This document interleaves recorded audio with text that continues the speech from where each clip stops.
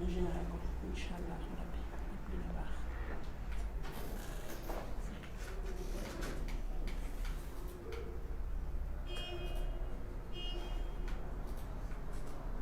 C'est bon, Augustin? Oui, attends.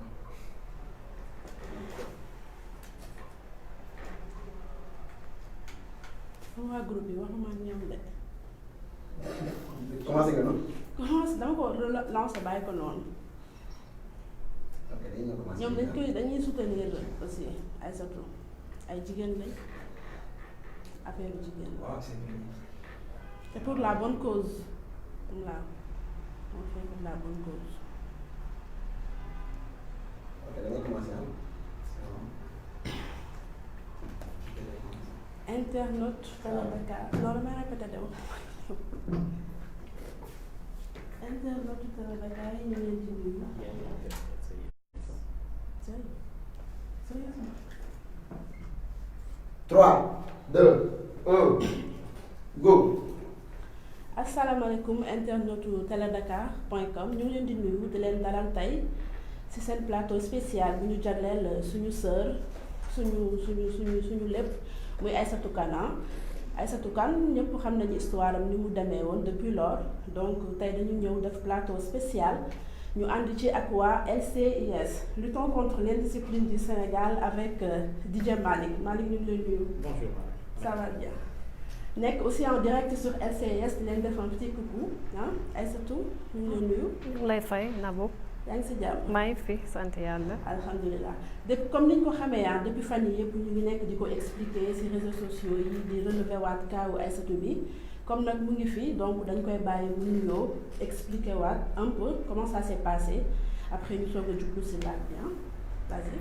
oui salaamaaleykum maa ngi nuyu waa Sénégal nuyu waa àdduna di leen nuyu yéen ñi toog fii waaw Nabou sama histoire moom defe naa.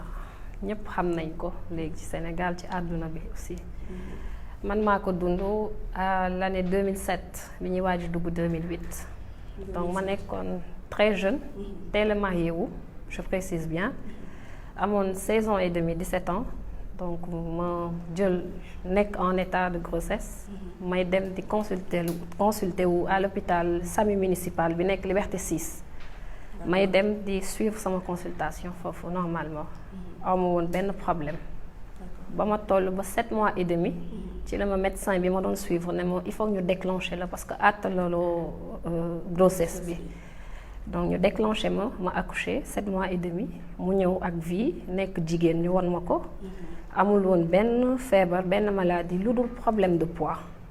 D'accord. Problème de poids rek la amoon. Problème de poids rek la amoon. Et vous l'avez eu à 7 mois et demi. 7 mois et demi. Prématuré quoi. Prématuré. D'accord donc hôpital Liberté 6 nga ko amee. bi nekk SAMU municipal. SAMU municipal bu Liberté 6. foofu nga accouché. foofu la accouché. D'accord.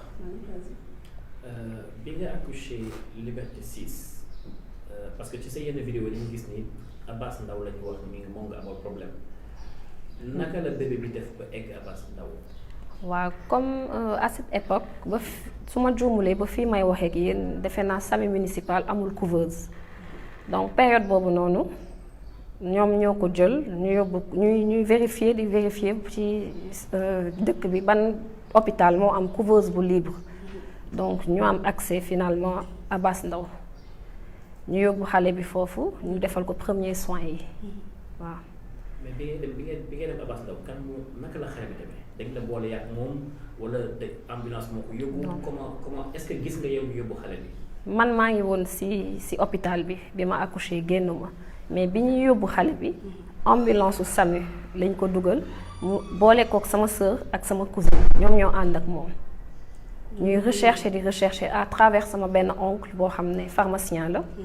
moo ñuy rechercher après ci finalement la ko benn xaritam Ousmane Ndiaye professeur Ousmane Ndiaye Abass Ndao woo ko ne ko am na benn couveuse bu disponible Abass Ndao nañ ko indi foofu. ci lañ ko yóbbu foofu defal ko premier soins yi. d'accord léegi moment bi ñu ko yóbboo Abass Ndao boobu ba tey yow yaa ngi woon hôpital SAMU bu Liberté 6. waaw léegi da nga doon xëy di dem Abass Ndao pour allaiter ko wala comment ça se passe. man automatiquement lendemain bi dañ ma libéré ma génn. d'accord donc ñoom ñu xamal ma ne xale bi mu ngi Abass Ndao. waaw 15 jours juste la fa war a def pour récupérer poids am normal ñu libéré ko. bi ma génnee hôpital dem suñu kër aussi dama doon dem di nàmpal xale bi toujours di ko nàmpal d'ailleurs même tudd nañ ko c'était au point E parce que à cette époque foofu laa dëkkoon ñu tudd ko ngénte ko mu tudd Aminata Niang. waaw dama doon elle s'appelle Aminata Niang. Aminata Niang la tudd. D'accord. D'accord. bi ngay dem Abass Ndao yow donc nàmpal tout était normal. bien sûr bébé bi nga jóor moo nga xàmme moom nga doon nàmpal. bien sûr moom laa doon nàmpal saa yu ma demee dañ ma koy parce que xale bi je précise bien fi mu nekkoon caabi moo koy ubbi caabi moo koy tëj man même awma woon sax accès foofu dafa am ñun femmes yi nàmpal seen doom yi fu ñu doon toog ñoom ñooy dugg jël xale bi indil la ko nga tiire lait bi ci benn biberon nga jox ko nga kii ñu may la temps ak sa doom ñu jëlaat delloo bu la neexee may nañ la nag nga taxaw ci vitre xool ko parce que amoon na benn vitre bu nekk foofu. nga daan taxaw di ko xool. waaw. d'accord léegi ba 15 jours yi matee nga war a ñëw jël ci sa doom après ba nga ñëwee nan la demee.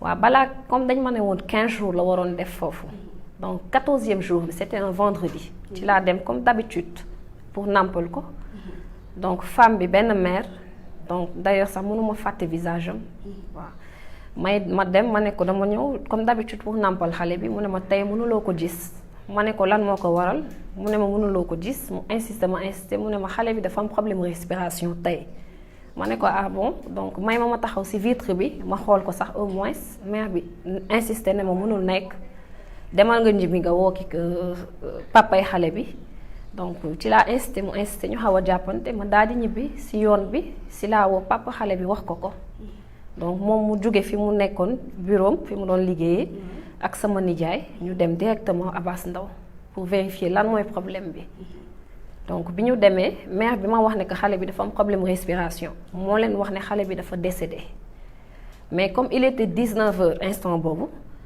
mère bi ne leen ñiy def acte de décès yi wàcc nañu da ngeen di bàyyi ba le samedi matin ngeen ñëw jël seen corps ngeen yóbbu ngeen denc ñoom tamit ñu ñibbi ci kër ga wax ma ko ne ma xale bi dafa décédé man ba instant boobu jàpp naa ne xale bi dafa décédé ma gëm yàlla xam na ne moo ma ko joxoon moo ko jëlaat bien que j'étais jeune mais tamit il faut nga gëm yàlla ma jàpp ne dafa décédé donc le samedi matin ñoom ñëpp ñu ànd ak sama oncle yi ki ma doon sëyal ñoom ñëpp ñu dem hôpital pour jël corps bi ñu dem régler papier yi ñu ne leen dem leen ci morgue bi ngeen jël seen bébé bi ñu demee ci morgue bi ci lañ fekk benn paa foofu pour mu jox leen corps bi.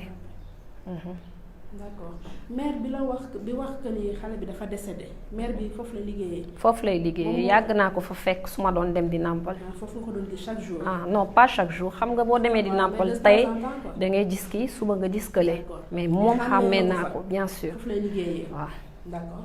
d'ailleurs même dafa am handicap ci kanam bi benn partie bët bi. bi ngeen defee loolu yëpp gis ni que ñëw nañu xale bi décédé na ñiy defar certificat kii wu décès nekkuñu fee tout ça ban instant la problème réel bi ñëw ba ngeen xam ni ba nga yow nga xam ni kii c'est pas mon bébé. waaw problème bi nag mu ngi amee ci samedi bi samedi boobu noonu ñu ma waroon delloowee sama doom. samedi boobu ci la lépp xewee. waaw parce que man mën naa ne jeudi laa mujjee gis xale bi nàmpal ko le vendredi laa dem mère bi ne ma mënoo ko gis.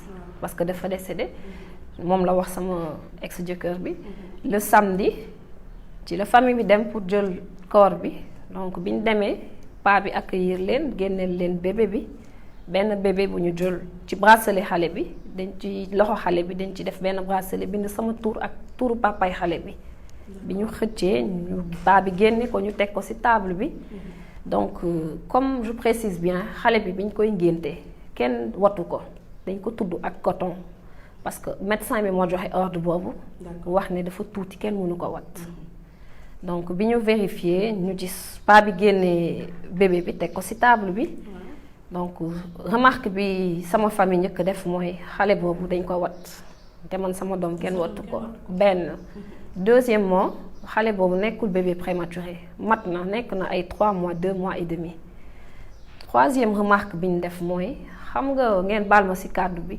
soo nekkee bébé booy door a juddu sexe yi dafay tuuti ba su nekkee yow dañ la ne doom bu jigéen nga doom bu jigéen la suñu jëlee doom bu góor ñu jël sexe bi pousse ko ba si biir yow bu nekkee jàngaloo wala nekkoo koo xam ne di nga tey di nga réfléchir da ngay ñëw rek jël yóbbu mais sama famille dañu xool vérifier ñu xëcc sexe bi parce que dañ jël bébé boobu ñu ma bëggoon jox ñu pousse sexe bi ba ci biir.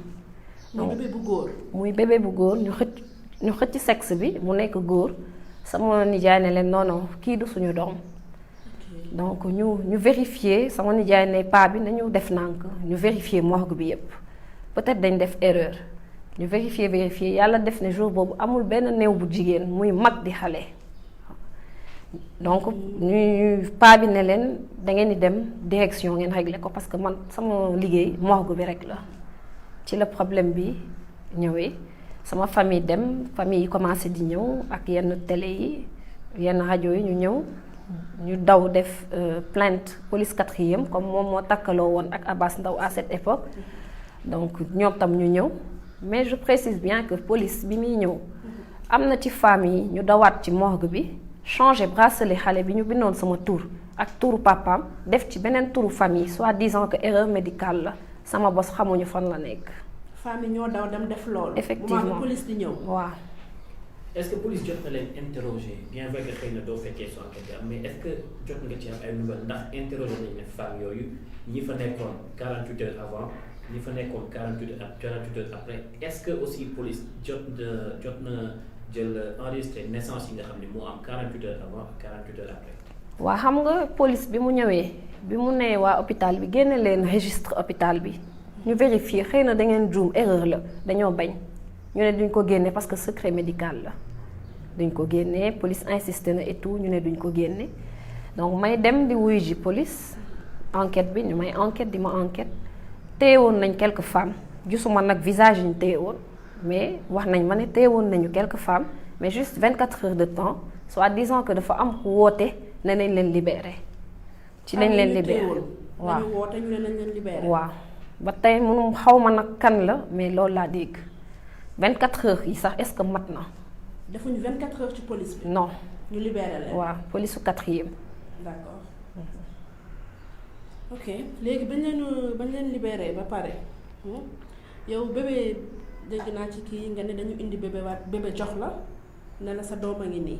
waaw bébé boobu noonu ñu ma doon wax ne que man maa ko jur man ba tey ba fii may wax ak yow gisuma bébé dencuma bébé te bébé boobu ñu ma doon bëgg wax ne que man maa ko jur.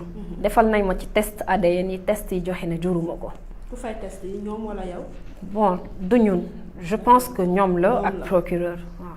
ñoo fay kii bi. waaw peut-être ñoom la loolu seen wàllu liggéey la mais ñun fay ñu. je me rappelle bien test yi maa ngi ko defee Fann Résidence benn je pense que foofu la ñuy defee test yi. foofu lañ ko defee. ok ñu gis ni que donc bébé bi du sa doom. léegi ba loolu weesoo après poursuite judiciaire yi nga entamé woon fan la mujj. waaw xam nga police 4e lañ njëkk def plainte. waaw après police 4e ñoom dañoo demander au procureur mu yóbbu enquête bi police dikk may dem tamit. di wuyu ji police dikk may dem di dem ba ñu jox ma même numéro PV donc pour wax ma enquête bi bouclé nañ ko may dem après tribunal mooy tribunal bu njëkk bi balaa bii nii bu bees bi may dem di dem pour bëgg gis procureur bi yor dossier bi mënuma fexe ba gis ko ba fii may wax ak yow parce que secrétaire bi su ma doon dem daf ma doon ñàkkal fayda tey mu ne ma procureur dafa am audience suba mu ne ma procureur bi dafa voyager. ba nga gis ko. waaw ba fii je sais pas lan moo waral mënuma ko gis mais pour man loolu suñu droit la parce que boo soxlawee gis procureur am nga ci droit. gis ko. bébé bi ñu la jox ci hôpital bi ne la mooy sa bos. lan ngeen def ak moom parce que comme nee nañ la xale bi décédé na. lan ngeen fan la histoire boobu xale ak bébé bi fan la mujjee. waaw Malick man mii ci sama jëm bopp ba tey je me demande bien xale boobu fan la mujjee.